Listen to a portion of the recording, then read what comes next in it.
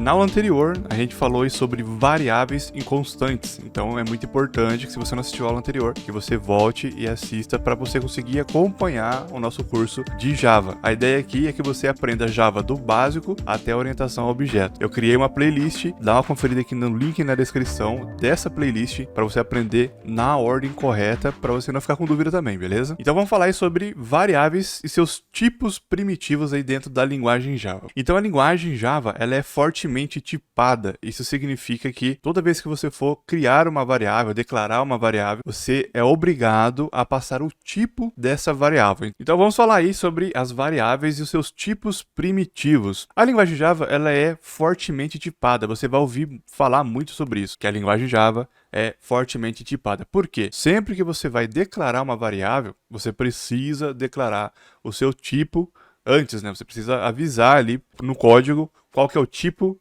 da variável que você está declarando. E dentro da linguagem Java você possui esses tipos primitivos. Por que são tipos primitivos? Porque atualmente existem outros tipos mais avançados, bem modernos, e eu vou mostrar para você todos eles aqui nessa aula ainda, para você poder estar entendendo exatamente do que eu estou falando. Mas vamos falar aqui sobre os tipos primitivos e depois eu vou falar das classes wrappers e vou mostrar na prática para você, mas vamos por etapa aqui. Então nós temos o tipo byte, que basicamente é para quando você vai trabalhar com números entre -128 e 127 positivo. Nós temos o tipo short, que são números entre -32.768 e 32.767 positivo. Nós temos também o tipo inteiro, que vai trabalhar com essa quantidade de número aqui, negativo, até essa quantidade de número positivo. E se eu não me engano, esse aqui acho que é 2 bilhões, não estou enganado, 2 bilhões, bilhões, milhares e centenas, é isso mesmo, com esse range aqui. Então assim, é bastante número. Geralmente no nosso projeto, quando a gente vai trabalhar com números inteiros, eu particularmente prefiro utilizar o int. O int ele dá conta de qualquer número que basicamente a gente vai estar trabalhando no nosso projeto, então tranquilamente. Ainda falando de números inteiros, quando a gente for trabalhar com números inteiros, nós temos também o tipo long, que também é para trabalhar com números inteiros, é um número bem gigantesco aqui. Quando a gente for trabalhar com números fracionados, ou seja, números que possuem casas decimais, nós vamos utilizar o tipo float. O tipo float, aqui tá escrito errado, mas ele tem a precisão aí de 7 casas decimais. Então, depois da vírgula e depois do ponto, ele consegue mostrar para nós aí até 7 casas decimais. O double, como o nome já diz, ele tem a precisão dupla aí, né? Basicamente ele vai ter números com até 15 casas decimais aí. Geralmente eu costumo utilizar o double no meu projeto, porque ele vai ter bastante espaço aí para poder estar trabalhando com números decimais. Depois nós temos o tipo booleano. O tipo boolean, ele armazena valor verdadeiro ou falso, tá? Só esses dois valores aqui, e eu vou mostrar na prática para você do que eu tô falando. E também nós temos o tipo char, que armazena apenas um caractere. Quando a gente for trabalhar com texto, a gente vai estar utilizando aí o tipo char para poder fazer isso daí. Mas vamos ver lá no código como é que isso funciona exatamente? Bom, para poder adiantar a aula aqui, para a aula não ficar muito extensa, eu já coloquei os tipos aqui, eu só comentei elas, né? Então vamos usar aqui os exemplos. Eu vou descomentar aqui.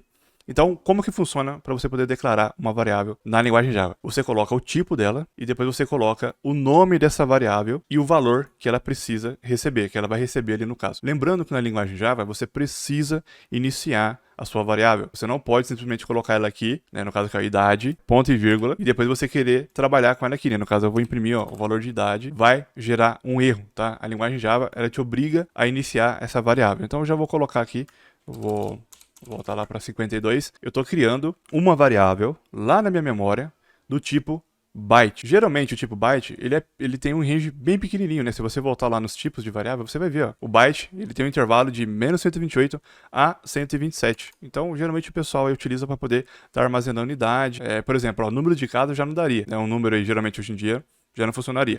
Por isso que eu, Emerson, prefiro utilizar o tipo int. Vamos supor que está trabalhando com idade aqui. Idade, realmente, é difícil a pessoa aí, hoje em dia, passar de 127. Mas pode acontecer, não sei, disso acontecer por algum erro, algo do tipo, e aí a idade da pessoa aqui ser 128. Se for 128, vai dar erro aqui no byte. Então, para poder evitar esse tipo de erro e poder programar mais tranquilamente, eu coloco o tipo inteiro aí. Ah, Emerson, mas num projeto grande, num projeto gigantesco, isso vai pesar e sei lá o quê? Pessoal, calma que não é bem assim, tá? Hoje em dia aí, as máquinas, os computadores, a parte de computação já está bem avançada, e para você estar trabalhando aí, ter que forçar a utilizar o tipo byte no seu projeto aí, porque senão vai ficar pesado. Hoje em dia não existe isso mais, tá? Isso podia ser verdade há um tempo atrás, antigamente, na época quando começou aí a linguagem Java, né? Porque os computadores eram realmente lentos, pouco espaço, pouca memória aí, e isso podia fazer sentido você realmente ter que colocar onde for byte, tem que ser byte, onde for int, você coloca int. Mas hoje em dia, isso não é mais verdade, tá? Então, até para desenvolver aplicativos, né? Aqui eu ensino a criar aplicativos Android, eu utilizo o int, deixo o byte aí. Para um outro tipo de situação, quase nunca utilizo. Eu prefiro utilizar mais o tipo inteiro, né? Então, vamos imprimir aqui, o tipo byte é a mesma coisa, né? Eu vou colocar aqui, ó, idade, que é o nome da nossa variável, eu vou reexecutar ela. Olha só, já mostrou para mim aqui, né, idade 52, beleza. Deixa eu só minimizar. Aí nós temos agora aqui, né, o tipo inteiro, né, que tem esse intervalo de 2 bilhões, menos 2 bilhões até 2 bilhões, que é esse intervalo aqui, então é bastante espaço aqui no caso. Ah, inclusive tem um short ali também, que é a mesma coisa, né, você vai colocar o tipo dele aqui, ó, short, número, cadastro, por exemplo, né, número cadastro. Eu vou colocar aqui 13, 45... ponto e vírgula. Então o short é a mesma coisa, a gente está trabalhando com números inteiros, né? Ó, número cadastro. Se eu vier aqui colocar o número, o nome, né, da variável lá, número cadastro, e reexecutar, ele vai mostrar para mim, ó, 13, 45. Então, esses três tipos aqui são tipos inteiros. Quando a gente for falar de trabalhar com inteiros, é assim que a gente trabalha na linguagem Java, beleza? Deixa eu dar um espaço aqui, porque agora a gente vai falar sobre casas decimais, né? O que você está aprendendo aqui comigo é o Java essencial para você desenvolver aplicações desktop ou resolver as atividades da faculdade que você está fazendo. Mas o Java vai muito além disso, e você pode utilizar ele em projetos web junto com frameworks como o Spring Boot e se tornar um desenvolvedor full stack que o mercado procura. Hoje em dia existem mais de 87 mil vagas para desenvolvedores Java full stack aqui no Brasil, onde os salários podem chegar facilmente aos 18 mil reais. E você só precisa de uma dessas 87 mil vagas. Se você tem pressa de conquistar a sua vaga de emprego nessa área, eu te convido a assistir um vídeo onde o professor Alex explica em detalhes o organograma ou os passos para quem deseja se tornar um desenvolvedor Java Full Stack em até 11 meses. Então dá uma olhada na descrição aqui do vídeo ou no primeiro comentário fixado, beleza? Recado dado, então vamos voltar para a aula. O float, ele tem uma característica peculiar quando você vai declarar uma variável, porque você declara o espaço, né, na memória, por exemplo, o preço de um produto, você coloca na 34,96, que é o preço do produto ali, mas você precisa colocar a letra F, senão vai gerar um erro ali. Mas eu, particularmente, prefiro utilizar em todos os meus projetos, tanto na parte de desenvolvimento de aplicativo, como aqui também, né, quando eu vou programar em Java, eu prefiro utilizar o double. Por quê? Porque, igual eu falei, eu não quero dar margem para erros, né? Então, como o float, ele armazena números com casas decimais de 7, né, 7 números de precisão aí, eu prefiro o double, que tem números com até 15 casas decimais. E não precisa ficar colocando ali, por exemplo, o F aqui na frente. Às vezes você acaba esquecendo isso aqui, gera erro, você tem que voltar aqui. O que é que eu coloquei de errado? Já coloca um double aqui, já trabalha com bastante folga, né, pra você poder estar trabalhando ali. E de novo, nossa, mas e se pegar um projeto gigantesco, isso aí, ó, no benchmark vai dar problema, né? Benchmark é o teste de desempenho, né, que o pessoal faz aí nos projetos. Cara, não é bem assim, tá? Pode ficar tranquilo que hoje em dia a computação suporta, tá? Esses celulares hoje em dia aqui tem muito poder computacional, né? Antigamente aí não existia isso. Esse celular aqui tem muito mais poder computacional que os computadores de antigamente, que utilizavam a linguagem Java aí para poder estar rodando os seus projetos. Então, calma que você pode utilizar o double tranquilamente, pode utilizar o int tranquilamente para você poder ficar aí no meio termo. Também falando dos tipos primitivos, nós temos o Boolean. O Boolean, ele recebe apenas dois tipos de valores, que é o falso e o verdadeiro, né? No caso aqui é o true, que é o verdadeiro, e o falso, que eu tô colocando aqui como falso. Eu vou colocar aqui o tipo booleano, aqui no caso, né? Por exemplo, o item invisível. Olha, ele gerou um erro aqui quando eu fui executar o projeto. Por quê? Porque faltou o ponto e vírgula aqui. Cara, isso é muito comum na hora que você for programar. Então fique esperto aí, que até os programadores mais experientes esquecem do ponto e vírgula, tá? Então coloquei aqui ponto e vírgula, beleza? Vou reexecutar e ele mostrou a mensagem false. Então, Emerson, para que serve o tipo booleano? Tipo boolean, geralmente, é para você, por exemplo, um item na sua interface, quando você for criar a interface ali na linguagem Java, né, do seu projeto, do seu programa de computador, às vezes você quer que aquele botão que tá ali, ele não apareça. Né? Então, se o usuário colocar, a gente vai trabalhar, né, também com operadores lógicos nessas aulas, nas próximas aulas aí, né? Você vai ver que muitas das vezes você vai fazer alguns comparativos e vai ver, olha, o item precisa estar visível, esse item vai estar visível. Se ele não estiver visível, você vai lá e coloca ele false ou true para ele poder ficar visível, né, ali no caso. E aí você trabalha com esse tipo boolean. Mas existem outras aplicações e a gente vai estar vendo na prática em exercícios futuramente. Então, beleza, turma. Isso aqui são os tipos primitivos da linguagem Java.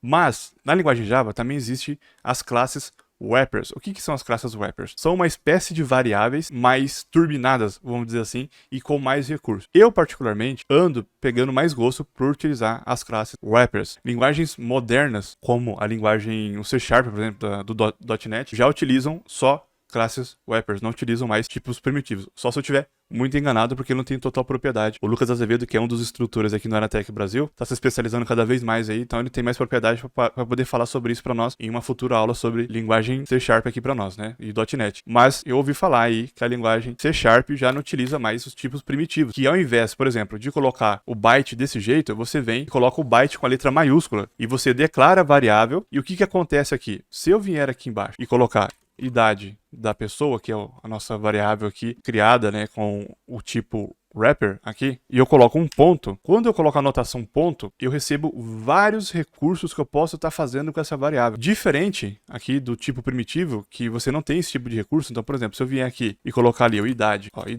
e colocar um ponto, eu não tenho aqueles recursos, não consigo alterar nada lá. Eu tenho esses tipos de informação aqui, mas não são recursos aí do nosso tipo de variável, né? Aqui, no caso, nós temos recursos para poder modificar aí essa variável. Então, se eu colocar aqui um ponto, eu posso vir aqui, por exemplo, e comparar ela com algum outro tipo de variável. Equals, você vai utilizar para poder estar comparando. Essa variável aqui é igual a essa daqui, para você poder estar trabalhando e criar, né? Compare com. Para você poder fazer casting, né? Que é você converter variável. Então, assim, você tem muito recurso para você poder estar utilizando aí o tipo wrapper. Então, a diferença desse tipo, do tipo wrapper, para o tipo primitivo, que é mais antigo, que é a origem, né? Não quer dizer que isso aqui é velho, né? Não está sendo utilizado mais. Isso aqui, muito pelo contrário, é muito utilizado. Só que a diferença é que você tem vários recursos. Inclusive, se eu segurar a tecla Ctrl do meu teclado, vai ficar azulzinho, e clicar nela, ela vai abrir uma classe. Esse conceito de classe e objeto eu vou estar explicando para você numa aula futura, tá? Pode ficar tranquilo. Mas basicamente, o tipo wrapper tem muito recurso, né? É uma classe dedicada para você poder melhorar aí as suas variáveis. É um jeito bem moderno de você estar trabalhando com as suas variáveis. Eu vou fechar aqui. E o int é a mesma coisa, olha só. Só que o int eu vou colocar integer, né, com a letra maiúscula.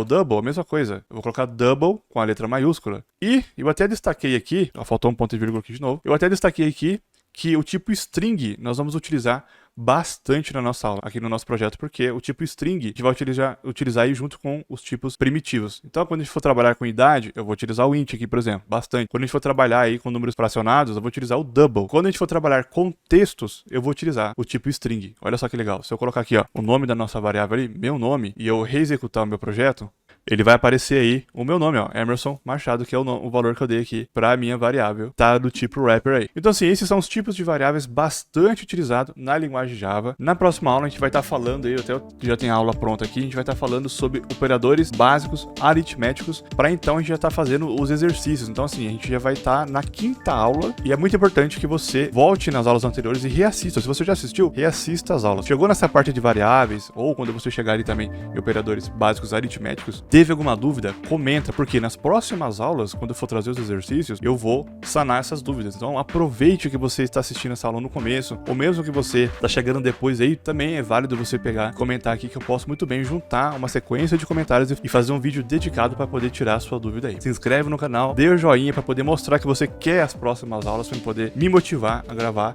e postar, né, as próximas aulas para vocês aí, beleza? Um grande abraço e te vejo na nossa próxima aula.